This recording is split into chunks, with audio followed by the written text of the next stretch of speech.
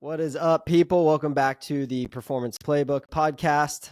Today I'm joined with Cru Mahoney. Cru, how you doing? Doing great, man. How about you? I'm doing good. It was kind of I was I was watching your content, but at the same time I felt like I was going against your content.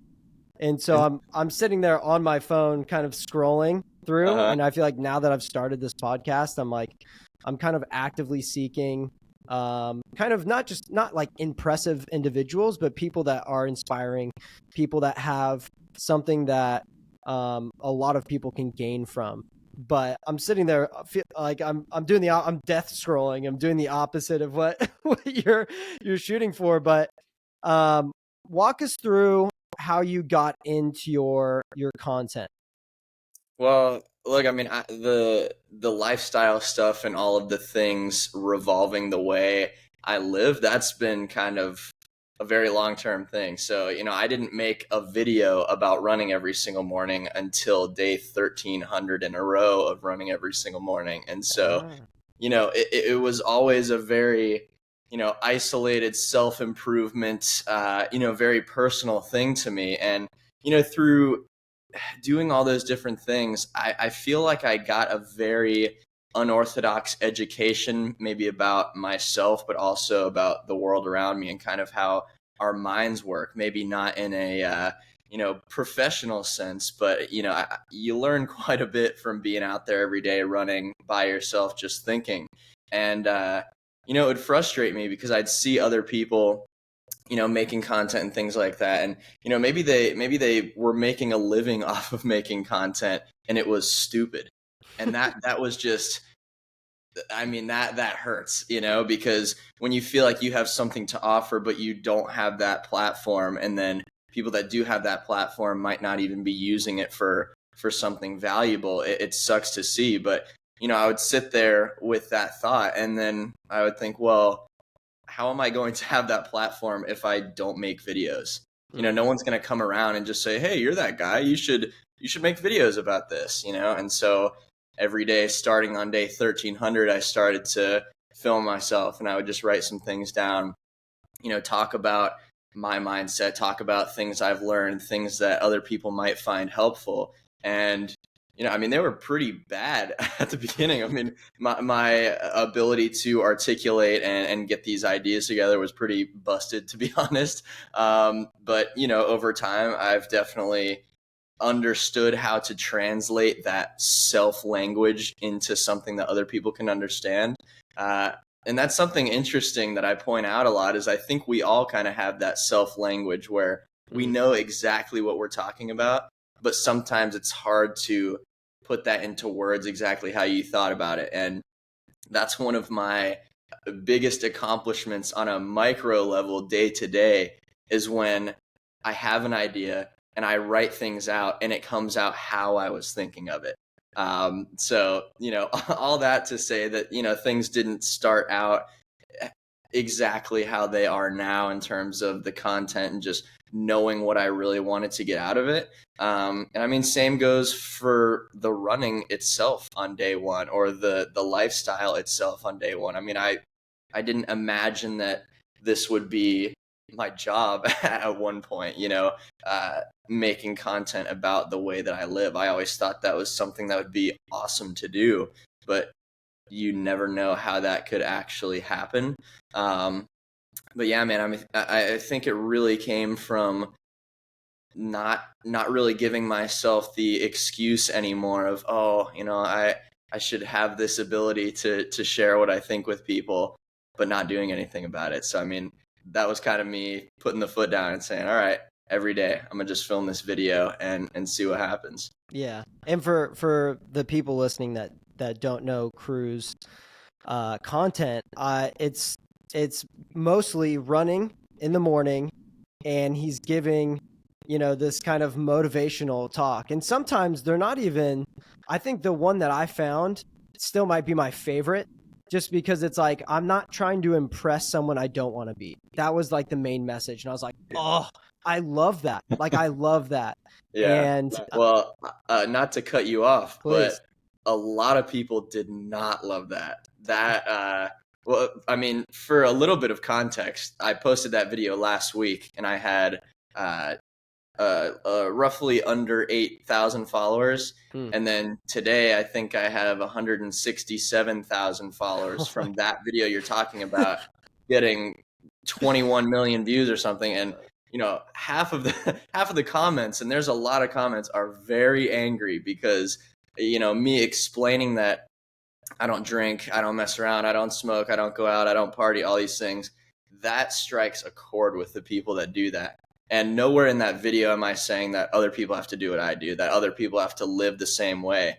But when you do something that contrasts the way that other people do things and you're confident about it and they don't like that, they want you to know. And they definitely gave that a shot on that video. And, you know, like you said, I don't do these things to impress people. And, the line in that video was, to be lame in the eyes of somebody I would never want to be like is nothing but an absolute success. And Hmm. I believe that, Yeah.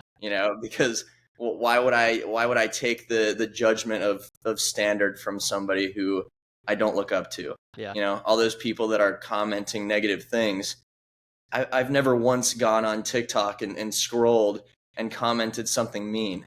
I mean, what position in your life do you have to be to where you think that your little comment, being rude or mean or hateful, is going to mean anything? That's a rough place to be in. So, I kind of keep that in mind throughout the process. Yeah. And I do want to get onto that topic, but before Yeah, that, yeah. I was just really interested, before you even got into the running, before you even got into day one, um, what did life look like? Was it similar to those people that you weren't trying to impress? Like what did life look like before you started really going for the self-improvement?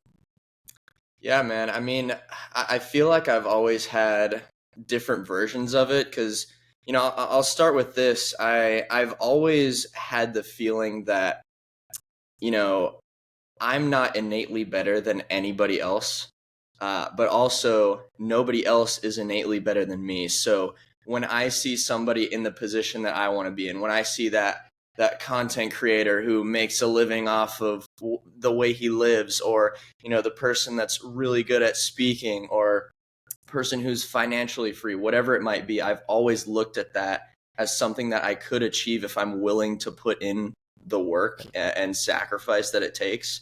And so, I've always lived with that mindset, and I've always had those ideas since I was pretty young. And it didn't always come out in the form of the daily running or the ice baths or whatever it might be. But I definitely, I had confidence, but I was also extremely anxious. I mean, I struggled immensely when I was young with going to school. And I mean, Mm. I got good grades and all that fun stuff, but at the same time, starting around middle school, I mean, I would be terrified to go to school. I was a confident person. I knew what I wanted, and then when these stressful situations would come up, boom, I just turn into a completely different person, and I can't control the way I feel, and I, can't do all these things. And, a story I'll tell sometimes, when I was in sixth grade, I missed 30 full days of school from this wild anxiety, right? Mm. And, I go into these stories a lot to kind of explain the contrast, because people don't get to see that often with people. They see doing something, they're like, oh, I could never do that, right? And I basically lived in the guidance counselor's office just to try and cope with this extremely difficult life I was going through, right? And she suggests that I go, just have a quiet place to do some work in ALC, which was kind of like a suspension sort of thing.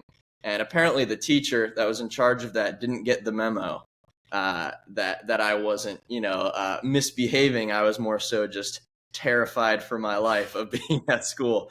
And so, I go into this classroom, and my emergency escape was always, I need to call my mom, right? That was my safety escape. So, I say to this guy, I'm like, I just need to call my mom. I just need to talk to her, or whatever. And he gets all stern and angry, and I start panicking, right? I bolt out of school. I run out of the classroom. I run out of the school up the street to this other elementary school down the road and ask this lady that was pushing her kid in a carriage if I could call my mom on her phone. So, again, to explain where I once was in terms of my confidence and my ability to control my emotions and really, really have insight into my own mind, that was not always the case. That was, quite frankly, the opposite of the case. And so I think it's always fun to kind of reflect back on those times. And, I vividly remember what that feels like. But at the same time, I vividly remember every single day from that point to where I am now. And I think that's why I'm so passionate about sharing the reality of everyone's capability to build that in themselves, because I've done it and I've seen that difference. And it's crazy to see somebody in that same position and have them not realize that they could do everything they're thinking they want to. Yeah. It's an interesting point that you brought up too, that you are not better than anyone and no one really is better than you. And I had the opposite mindset. I was like, oh, I really want to be like this person. I feel like I need to be like this person because their accolades make them so much better than me. People look up to them. And I kind of had that same anxiety when I was younger. And so I felt like I had to overcompensate by being the best at the few things that I had. And, fast forward going to the Olympics, and not to just throw this out, but it's where it shined the most. And it's funny that you brought that up, but I get there and you'd think everyone's on the same playing field.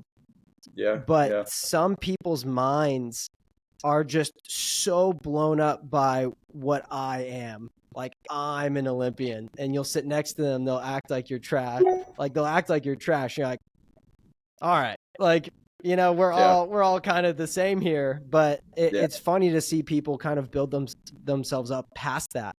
And it's kind of the beauty of, hey, you aren't better than me. You maybe have done some important stuff or whatever.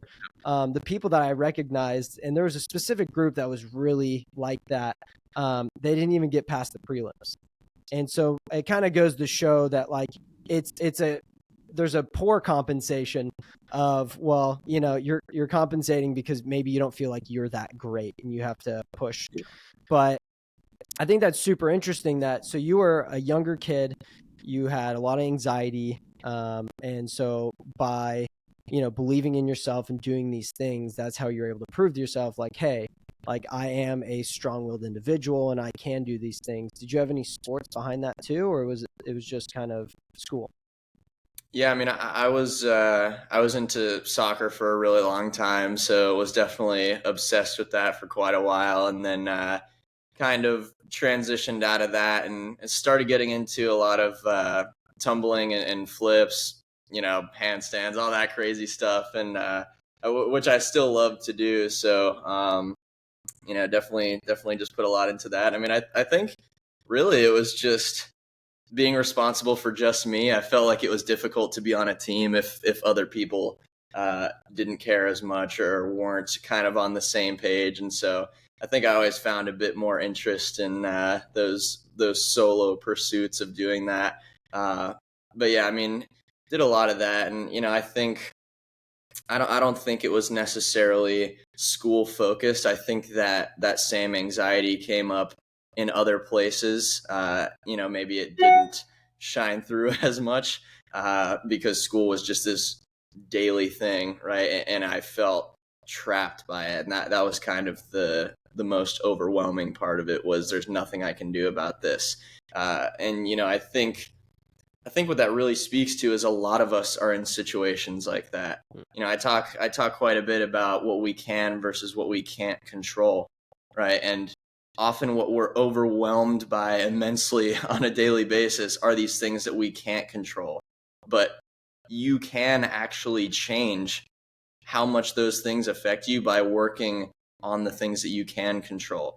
And the analogy I'll use is, you're not changing that thing. You're not changing that other person that hurt you or that thing that you heard that, ruined your day. But through doing things that are difficult, through working on yourself consistently, you're building your tolerance to that. You're building your tolerance to difficulty in a general sense, right? You go into the gym and you try and deadlift 400 pounds on the first day, and you just can't do it. That's the heaviest burden you could possibly think of.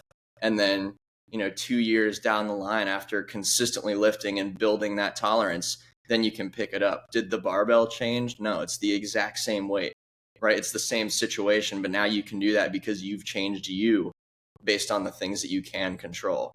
And, that's been the lesson, man, with whether it's school, anything, just coming from that place that I was in, making life difficult on my own terms, because if you can overcome that consistently, all this external crap is not going to affect you as much. And I mean, that's just the reality. That is fact. If you're the type of person that has been through that, it's clear as day that is the truth. Yeah. Was there a light bulb moment for you that was like, hey, I need to start doing these, well, I like to call them movement practices. So I saw you were doing in some of your videos, you're doing some like calisthenics, or you're just, lifting, and then there's the running. What was like the light bulb moment for you? Like, I've got to move my body. And then, eventually you hit to the point where it's like, all right, well, I think I can add a little bit of twist to this, which is the motivation side. But what was like the light bulb moment for you in life? Yeah, I don't know if there was a specific moment with any of these things. I think, I've always been into fitness and all that sort of stuff, and growing up, I mean, I'm sure you understand very thoroughly what that's like. But there's definitely a distinction between some of the things I do. So mainly, I lift. I mean, I'm in the gym 2-3 hours a day working on that. I do a lot of cross training stuff, whatever. But people see me as a runner. I don't consider myself a runner at all, really. And I've been doing it for almost 2,000 days in a row, because I started running because I hated running. And that was my reasoning for making that a daily non-negotiable, is, hey, I don't like this thing. I feel like I'm bad at it. I feel overwhelmed by it. So what better to do than to face that every single day? There has to be something to that. And I think, that's probably the closest thing to a light bulb moment for me. But the run is purely discipline based. I'm not training for any sort of running event or a race or anything like that. Not that I won't later on, but it just kind of contrasts my focus. But that is my working on myself. That is my achievement in the morning. That's my thing to overcome. And same goes for the ice bath. I mean, I think today was 270 something days in a row of ice bath every morning. So I do that before the run. And there's health benefits, all over the place. There's all this stuff, but the reason I do it is to overcome something difficult, right? All those other benefits are, an added bonus. But my reason for that is 3 minutes of probably the most difficult feeling that you can simulate, right? Surviving, basically. Yeah. And getting over that, and then going outside into the cold now, because it's winter's coming, unfortunately, and facing the cold again. And then, you go through this event every morning, and then at the end of it, it's just the craziest relief. I mean, the appreciation you have for just the moment, and, the world around you, just your living room. You sit there and just appreciate everything, because you've been through so much discomfort in the past 30 minutes that it really puts things into perspective. So yeah, you kind of remind me of Alex Hormozy in the sense that, like, he doesn't, I remember him talking about like daily affirmations, and it's like, you don't need to do daily affirmations if you put down the work and start to like just generally trust yourself with whatever you're working towards.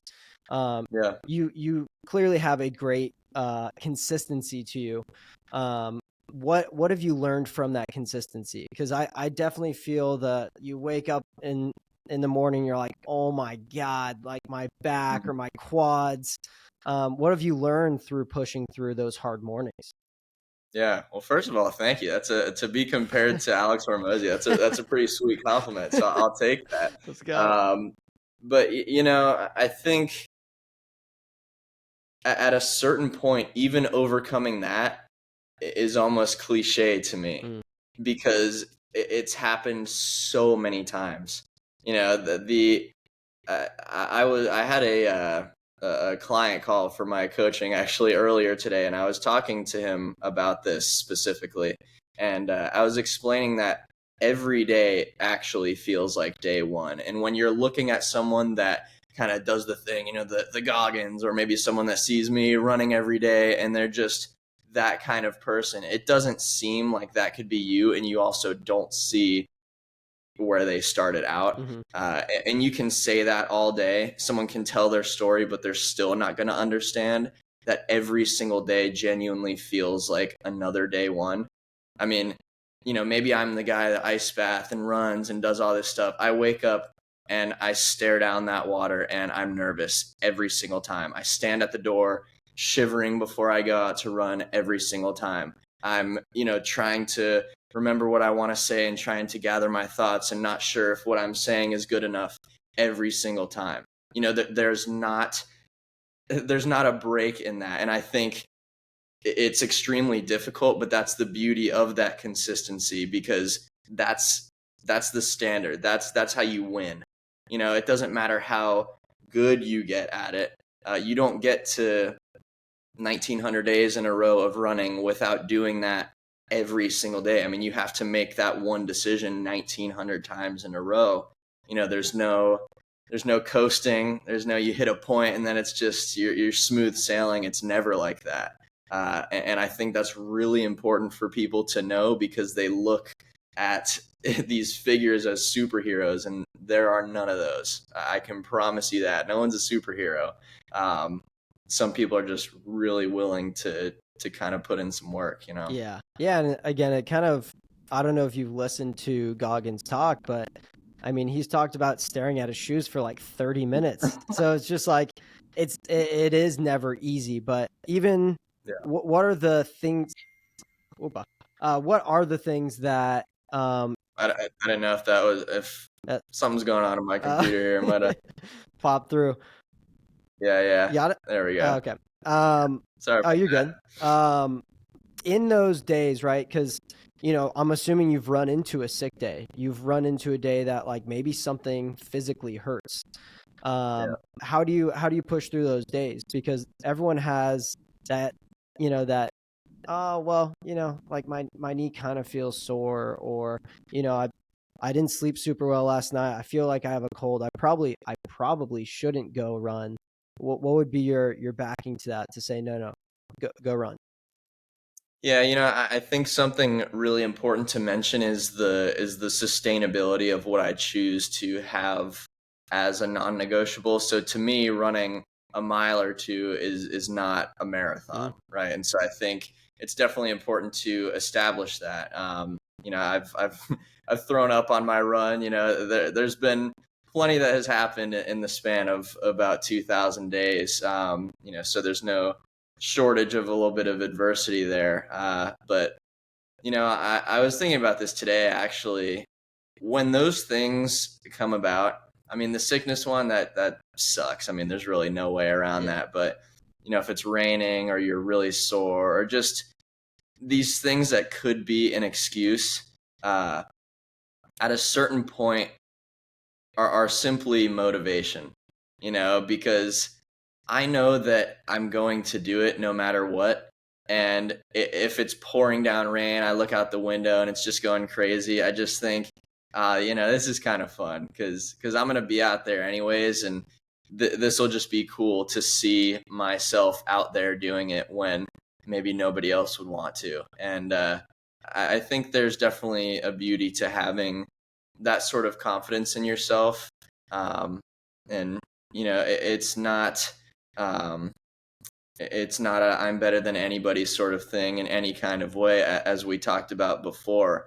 I think it more so speaks to the fact that anybody could do that. It just comes down to the choice. And I mean, That's a weird one to talk about, just choosing these things, right? Because you can talk about the philosophy of it. You can tell somebody a different way to think about their situation and kind of tweak the mindset and do all these things, but at the very, very root of it, you condense it all the way down. There still has to be a choice every single time to get that thing done. And I mean, you can't give that to somebody. You can't do that for somebody else. It has to be made. Yeah, it's like you've gotta, again, it's like I mean, that's your form of daily affirmations then, right? Because it's like, what is going to motivate you? It is the hard, it's easy for things to be easy on the easy days, but Yeah. it's when you are sore, when you are throwing up on a run, like, it's almost like the after. You're like, damn, I'm a bad motherfucker. Let's go. Yeah, a little bit. But I love that, and I keep hearing your daily non-negotiables. What do those look like for you? Yeah, so there's kind of, daily repeated ones, and then there's kind of more so lifelong kind of things. Uh, just in terms of the routine, I mean, this one's definitely kind of silly, but I just do it for the heck of it. I've been doing 3 pull-ups every time I go in and out of my room since I was about Let's 13. go. So every single time, and you can ask the people I live with. I do it, and about maybe 6, 7 years ago, I started doing a weight belt. Mm, So every time I go in my room, 25-pound belt, 3 pull-ups, and then that's just kind of what I do. And then in terms of the morning, the 3 minutes in the ice bath, that's kind of the first thing I start with, and that's definitely the most difficult. It's at 33 degrees, and I mean it sucks, man. There's no way around it. But again, you get better at it, and then the run would come after that. So that's the main non-negotiable, I guess, that I kind of share through social media and everything.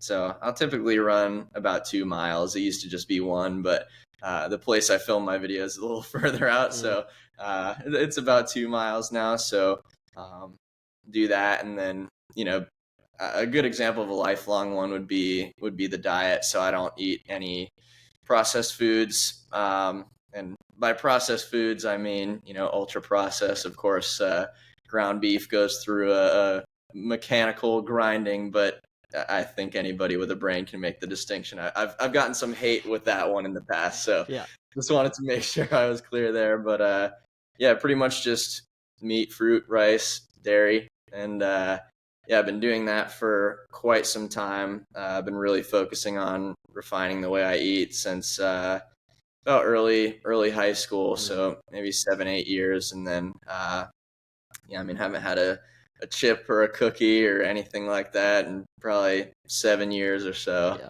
So yeah, that's definitely a lifelong one. Yeah. Among the Yeah. dailies.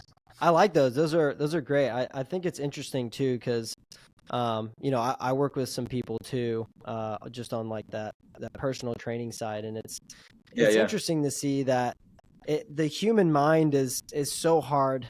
Like, it has to convince itself. It has to convince itself that it's going to do something. And so yeah, if you're convinced that you're never going to be able to wake up at 7, or, get a run done, even walk 10,000 steps, just, trying to get some basic movement in, like, the consistency will never be there. But I think the part that I like about your program that you have for yourself is you start off with the hardest thing, hands down. yeah. Because, like, I've done cold showers before, and in the morning, and you don't need coffee after that. That's for sure. Damn, that wakes you the No, hell I've up. never had coffee actually. Yeah. I mean, that's perfect. They're almost equal, but Yeah, yeah. the shower, you feel like you streamline throughout the day though, and there's no crash. But I love how it's ice bath and then run. For people that you're working with, that you're trying to help, how do you ease them into that? Because again, Mm, it's the mind. I feel like I've been talking about this in every single podcast, and I say this one line over and over and over again. It's the body follows the mind. The body follows the mind. It's in every athletic pursuit, and now I'm starting to see it even more so outside of it. how do Yeah. you help people start these really good daily habits, or how can they start it?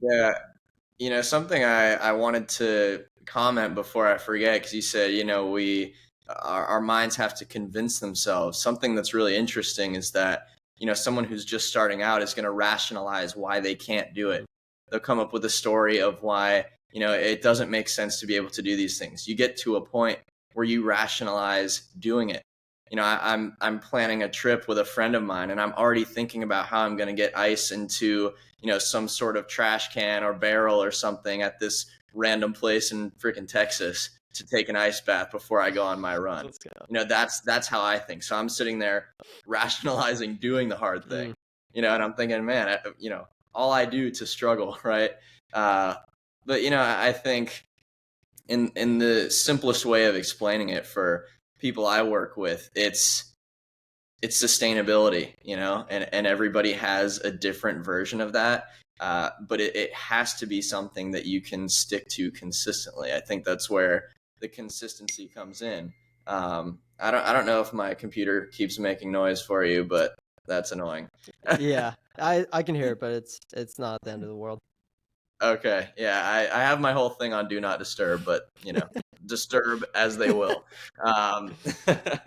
But yeah, I mean, it starts with finding those sustainable habits and implementing them into the day in a way that makes sense. And nobody I work with is just gonna jump into the ice bath and do the run and all those things, but maybe the run is a decent way for somebody who exercises and does all these things to build a habit. I mean, it's not about the run or the ice bath. It's just about building those mental patterns that you can apply to anything you want to do.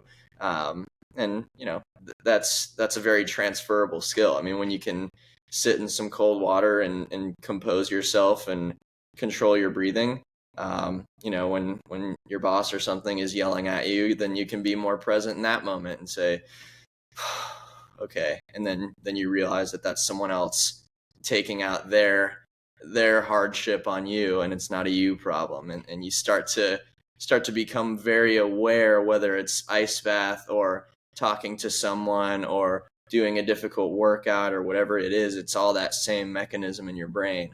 And so that paired with really focusing on the what we control versus what we don't, I definitely work to communicate that very strongly, because I think that is wildly important. Yeah, yeah, and I think there's a beauty to that, is you almost have to, yeah, the ration like starting to rationalize. I feel like that's when it's just like boom, and that snowball is just going to start like turning into an avalanche.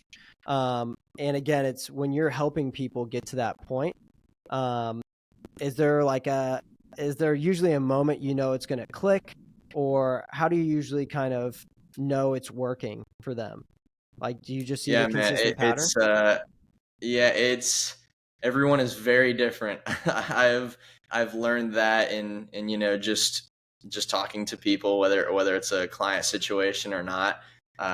People respond very differently to very different things, and what you kind of have to understand in coaching people is the person that needs to be told to get up and go do something. And there are also people that relentlessly get up and go do something and need to be told to kind of reframe and go about it a different way. I don't make content only in the Goggin style of you need to get up and do this and whatever, because I understand that there are also people like me who do those things but feel alone in that pursuit, right? And so providing some comfort to that population is also a really big part of my content. I think that's why people will connect with it, because often I'll be writing my messages to my younger self, or myself at some point in the past. And um, I think I'm all right, but I don't think I'm that special. So I always try and keep that in mind. And there's probably somebody feeling the same way. Yeah. And so when it comes to just the motivational side, not even on the client side, but if you are, Mhm. you're filming your next video and stuff like this, Yeah. where do you find the inspiration? Are you reading a lot of books? Are you listening to specific people? How do you form that motivation? Yeah, I mean, I definitely listen to some podcasts and things like that. Um, I think a lot of it just comes from my own observations, and then maybe a lot of my understanding or a lot of my translating that into a message might come from other people that I look up to or videos I've watched. But really, it's a lot of self reflection. I feel like that's something that I have just been uh, so deeply involved in through my whole life, was just questioning why I think a certain way, and really questioning everything. Um, a memory that is very vivid to me, even when I was really young, is just this understanding of everybody almost limiting themselves from day one. It seems like we're all kind of just born into this society that's just, oh, you can't do this, you can do this, you're probably going to be this way, whatever. And that seemed so crazy to me, because I would understand that, okay, well, I've seen at least one person defy this limitation, so why would I or anybody else not be able to do the same thing? I mean, when I was maybe middle school, around there, I knew I didn't really want to drink or anything like that. I've never had a alcoholic beverage Oh personally. wow. And all I would hear, oh, well, when you're 21, you're gonna want to drink and you're gonna want to do these things. And I used to stress out about it genuinely, because I would think, well, I haven't gotten older, so I don't know what that's like in terms of 21. Uh, but what's going to happen? What's this thing that I'm not understanding right now that's going to just change in my mind, that I'm going to want to do this now? This doesn't make sense to me. And I genuinely would worry about that very often, because I didn't want that to happen. I didn't want this thing that I didn't understand to occur. And somewhere along the line, I realized that that's fully under my control. There's today and there's tomorrow, and as long as my decision remains tomorrow, that's all I have to worry about. Nobody's gonna define what I'm going to do, what kind of person I'm gonna be. And there were so many conversations like that I had. And oh, well, it's a lot harder when you're 30, to work out and do all these things. And I mean, I'm thinking, I'm 23 right now. I'm barely getting started. I mean, there are there are so many athletic people way older than that, and the people that just make these excuses in the exercise realm, or oh, you can, it's not sustainable to eat healthy like that all the time. You gotta enjoy yourself a little bit.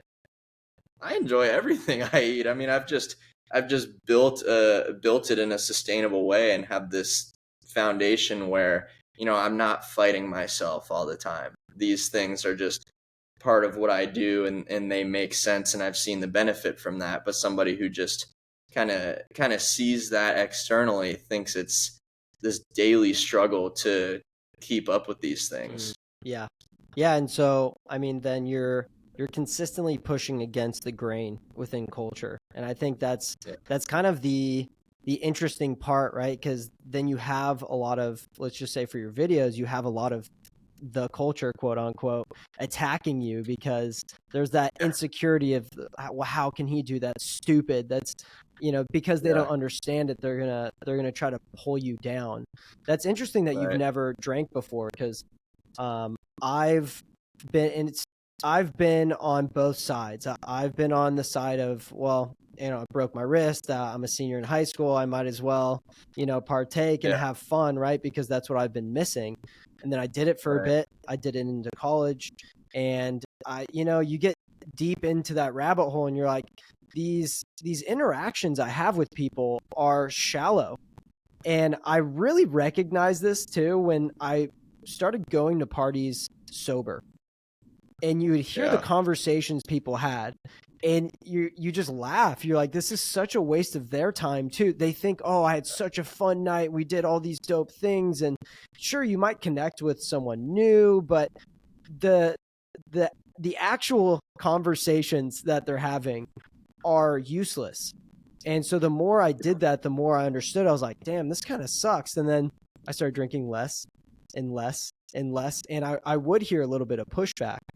Yeah. But it's interesting that you've never even had to experience that, because you saw the reality of it probably right off the bat. You're like, nah, it's not that Well, great.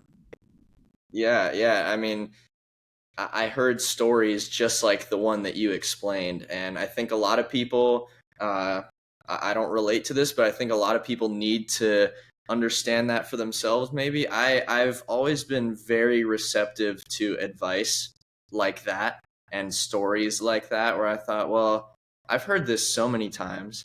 I've only seen arguments come from this. I've only seen stupidity come from this. This seems like a no-brainer, and that's where I think I've always had at least that confidence to make those decisions, even if the normal thing was to go along that path. Um, and something interesting about the the drinking scene and the going out and all that. I've been to one party, I can say that. It was my friend's 21st birthday party. He doesn't even drink either, but he's friends with a lot of people that do. And I mean, he threw a party like I would imagine in a freaking movie. I mean, no joke, there's probably 100 people at his house. Craziest thing ever. I stayed up till 2 a.m., which doesn't happen because one of my main non-negotiables I forgot was I wake up at 5 a.m. every day. And so bed at 2, wake up at 5 to go run was a little bit dicey. But my video that morning got 1 million views or whatever, so that was pretty cool. But what I realized is, like you said, people say, "Oh, such a sick night. That was so fun. Blah blah blah. This happened," and you realize, oh, the night wasn't any more fun. It's just their standard of what fun is. The bar went way lower because of what they're doing to their mind. And, the reality is just being on the same page as people. That's what makes it fun. And so if you don't drink and you go to a function like that, it's going to suck. And people think, oh, well, you got to drink to do that. No, if you just hung out with a ton of people that weren't drinking and you were on the same page and you were doing something fun, it would be just as fun, because again, you're on the same page as people, and that's what that experience really is. But people look at it for its subjective value, which, oh, it's the drinking, it's the partying, it's the doing this. No, you just need people that are doing something that you enjoy together. That's what the fun of it is. And unfortunately, that's not super common, especially in the younger age range. And I mean, that's been kind of the source of a lot of, the feeling of loneliness. I think everyone experiences that to a certain extent. But, for the past while, I've been very, very adamant about what I wanted to accomplish and who I wanted to be, to the point where, people are either going to respect me of that and enjoy my company and want to be around me, or I'm going to be pretty lonely for a while because I'm going this way, and we'll see what happens. Yeah, it is interesting too, because I feel like we connect in that sense of, you, for a bit, if you don't find those people, you are kind of riding solo, and you do kind of have to just dig your heels into, like, I might be on this path alone for a bit, and that might just have to be okay, because my goals or my morals within that moment just have to withstand kind of that loneliness. But for people in that scenario that are scared of that, like, what do you think you would tell them to motivate them to, no, like, take the leap, try it, give it a try? Well, here's the reality of it. You settle for the people that only appreciate you if you're just like them, and you experience that kind of connection, and it's garbage, to put it quite frankly. And just imagine the type of connection you have with somebody when you are the type of person that literally lives in a way where you're trying to be like nobody else. That's what I say. I'm trying to be like nobody else. And it's really hard to find people to relate to and people that appreciate that. But just think of the value and how incredible it would be to find somebody that does appreciate that. When you do find that, how much different that'll be from these cheap interactions, these stupid conversations that you just leave disappointed. You know, I feel wildly grateful for the people that I spend time around now, the conversations that I get to have, because I have been very, very focused, very driven in one direction. And to think that somebody could appreciate that is wild. I'm always so grateful for my friends because I think, man, it's probably pretty different being friends with someone like me. I mean, my friends come over and, it approaches 9 p.m. and they just know, we'll head out around then because that's when crew goes to bed. And, I want to come over and do the ice bath. Well, I guess I'll show up at 5:15 because that's when it's going down, and I don't think of it as a disingenuous transaction by any means, because I know to get that far with somebody, to get to the point where you are really good friends and have that understanding, they know that I want to see them get better just as much as they want to see me get better. And I think that's why it works. And something interesting about the whole friendship thing, most of my friends, I mean, they're not like me, and that's what I'm looking for. That's what I enjoy, because it doesn't matter if one of my friends is a musician or hunts or does something completely out of my realm. There's the same amplitude of care about that thing, and that's where I think the similarity comes in. When I see somebody doing something with the same passion and intent, it could be something completely different, but it's that shared, again, amplitude of what they're doing that is attractive to me. So I think that's really important to look at, because people are so activity biased in the people they hang around. You have to be doing the same things, but it's not the thing itself. It's just the way you go about the thing that actually creates the similarity. Yeah, and it kind of like goes into the realm of thought of like you kind of attract the people that, those same vibrations that you're kind of putting out. And it's, again, you're passionate and you're pushing for things you want. And I ended up kind of finding the same thing. Took time, but I'm kind of an avid climber when I'm not diving. That's like my thing.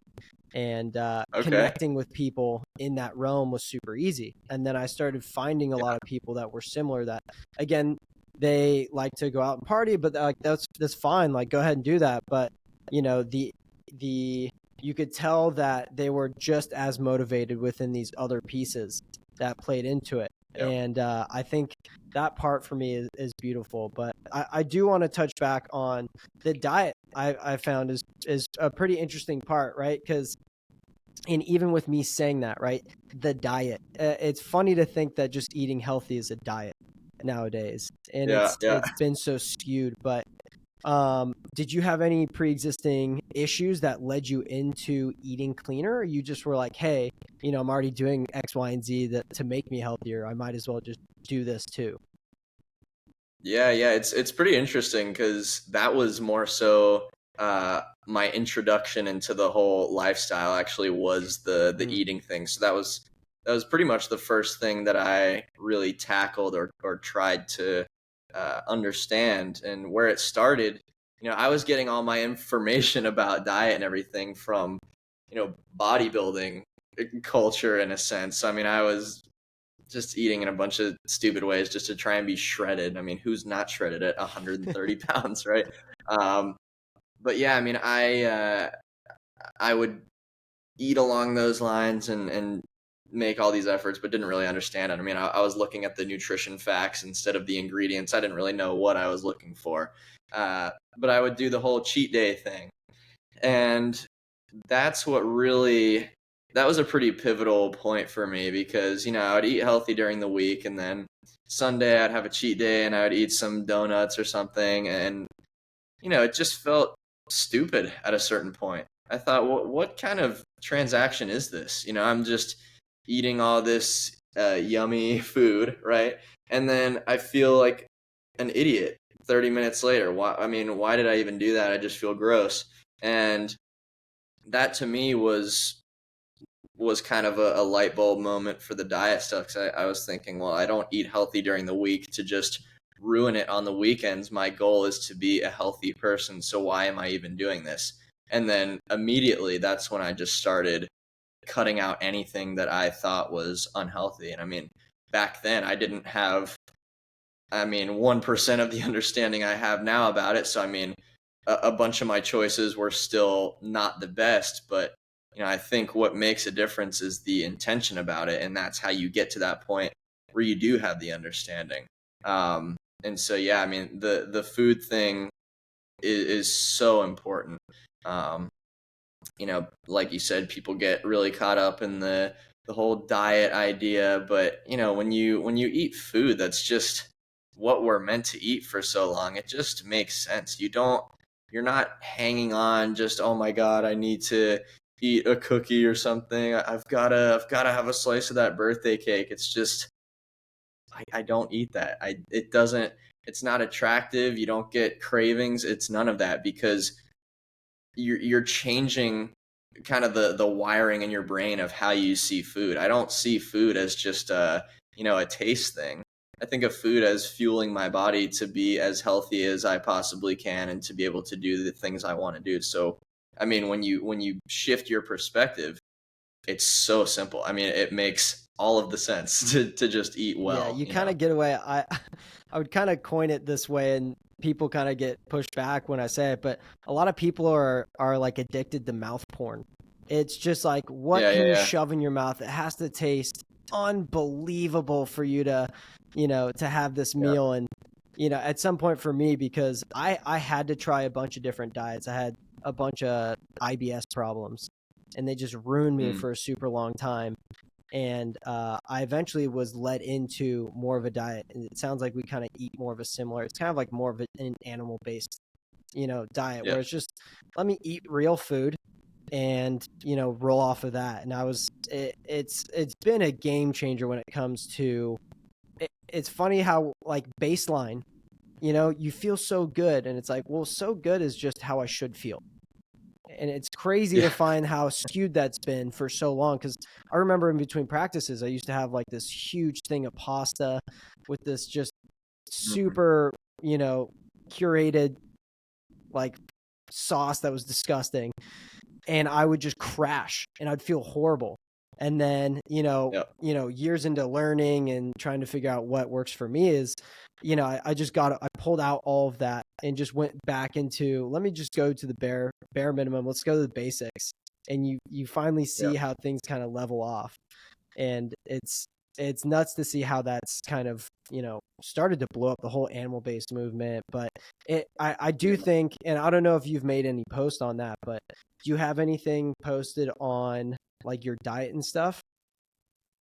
Yeah, yeah. I've done a few eating routine videos, or whatever you want to call it. I should probably do a new one for the new wave of following to kind of establish that, and get some people angry Yeah. at me in the It process. it's crazy to see But the yeah, man. dogma behind food. I think that was the part that just blew me away. People were like, "You have to eat like this." Like, no, no, no. You need to eat cereal, or you have to have bread. It's so unhealthy if you don't do that. And you're like, "Well, let's Yeah, step back. Let's just breathe. It's just food first. Let's just start there." yeah, But have you had a lot of yeah, pushback when you post those videos? yeah, yeah. Definitely. It's just all the cliche. Stupid stuff, to Cholesterol, to put you're it gonna bluntly. die. Not even that. Just, oh, you gotta live a little, and it's like, dude, shut up, bro. Are you living? You're addicted to Cheetos or whatever, and you're sitting there commenting this dumb thing on TikTok. Is that? It's it's just crazy to see stuff like that. Just live a little. Is there no capacity for nuance? That's really what a comment section is just there's no nuance going into these thoughts. People just see a video and say some crap about it. So I mean, when I get that type of pushback, it's nothing I take that seriously.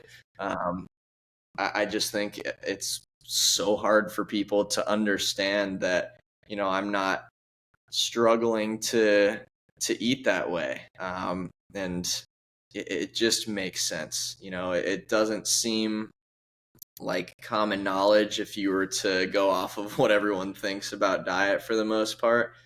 But I mean, once you start doing it, you think, how is this not just so clear? You know what I mean? How do we not go to the store and see that every product is just full of garbage? Like, are we not questioning this at all? And of course, I mean, growing up, just a normal person. I mean, I was once the same exact way. I didn't think about that. I just ate whatever, and then when you start looking into it, it's crazy. I mean, it's criminal what we're eating, really. Yeah. And it's just to kind of go back to the comments really quickly. It's interesting to see how different people react with it. And so it sounds like you do really well with these comments and you can kind of brush it off. It does seem like a lot of people, maybe even the people that don't blow up, but I mean, that's what social media has done to everyone, right? Like everyone to an extent is their own celebrity. But it looks like a lot of like one really bad comment can kind of just murder a million, like 1,000 really positive comments. Like, has it ever bothered you, or was there a process there? Or it just kind of bounced off for you? I mean, I'm not going to sit here and say that, someone commenting and saying, "Oh, you're a piece of crap, you don't know anything. You're a loser." I mean, you sit there and you think, "Man, that kind of sucks." And it's not that I believe that at all. I think it really comes down to, when you try and craft a message that you think, I think anybody could watch this and get a pretty good idea from it, and you build you build in the defense in what you say to what people are going to react to, and I do that a lot. And in that video that you brought up earlier, the am I lame? Absolutely, but to be lame in the eyes, whatever.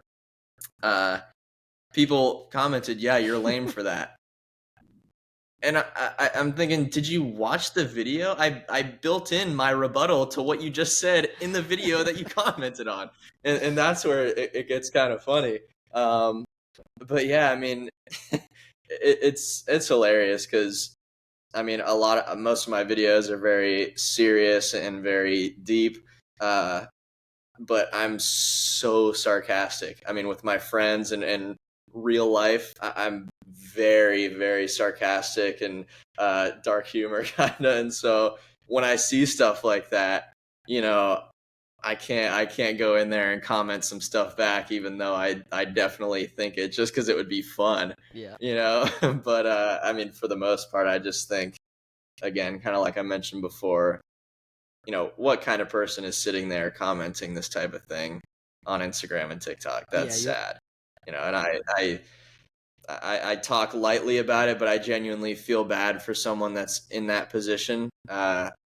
Because I mean, I can imagine the feeling, seeing somebody that is maybe doing something you kind of wish you were doing, and you have a bit of insecurity about what you're doing, but you don't want to branch off from that, and you just wish they could know. You just wish they knew that they suck and that, but deep down, I don't know if that's real. I don't know if that's the truth. Yeah, you almost have to like kind of pity them and just know it's not them necessarily, attacking you, but it might be just an internal battle that they're just showing you, which is maybe kind of an interesting way to look at it. But just overall, kind of looking at the whole span of everything we've talked about and everything you've done, when it comes to movement, I think a lot of this plays into our mind.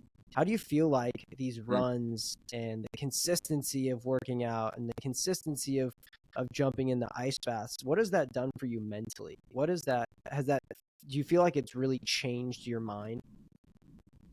Yeah, I I 100% think it has, because I mean, like I mentioned before, building the tolerance to difficulty is something I emphasize a lot, and I think that has happened in my own mind, and there is so much room to grow. There's a long road ahead to continue building on that. But I think in terms of where I started, uh, I have built a pretty good tolerance for consistent difficulty and showing up for myself. Uh, and I think when that's locked in, time is the measurement of your improvement. If you're spending every day improving yourself, then you can say, oh, I got 1 week better because 7 days passed. Just as inevitable as that 7 days is, so is me getting after it. And I think that builds that tolerance, and that builds an incredible sense of confidence in yourself. Um, and I mean, it's a cool thing to have, to be able to count on yourself as much as you would want to count on somebody else. I talk about the discrepancy between, the person that knows what you should be doing and the person that maybe doesn't follow through with that, which is present in a lot of people. People have two versions of themselves a lot of times, and through doing these difficult things, I feel as if I've built a pretty strong singularity to where if something needs to be done to improve, I'm doing that, right? And if I'm not already doing that, I'm doing that today, and kind of having that turnaround time of, all right, let's do what needs to be done. It again builds the confidence. I mean, it's a good feeling to have, and it just propels you to keep doing the same thing. But yeah, man, I mean, facing difficulty it's the name of the game.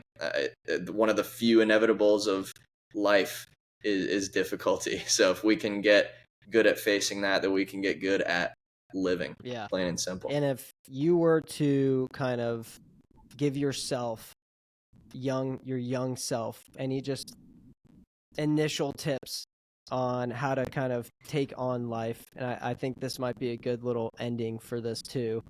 What would be your kind of your short motivational speech to the young you to get to where you are now? I'll make it real short. Do more difficult things. Beautiful, beautiful. That's it. Well, hey, do more of what you're already starting to do, and hell yeah. it'll pay Well, off. hey, crew, thank you for your time. I really appreciate it. This is a super fun podcast. Where can people? Heck yeah, man. I Hell appreciate your yeah. Where time can for people sure. find you? And then, where's the best place to find your stuff? Yeah, so on TikTok and Instagram, the handle on both is Cru Mahoney, Crumahoney, and you can follow me on there. I have a YouTube channel as well, which is the same handle, and then you can listen to my podcast, Boy Dinner, that I do with a couple of my buddies as well, and that's on Spotify, Apple Podcasts, YouTube, all Hell yeah. that fun Well, stuff. thank you for your time, and I don't doubt that we'll be chatting again. And I wish you the best. Absolutely, All right, man. Same thanks. to you. Have a good one. Yeah, peace.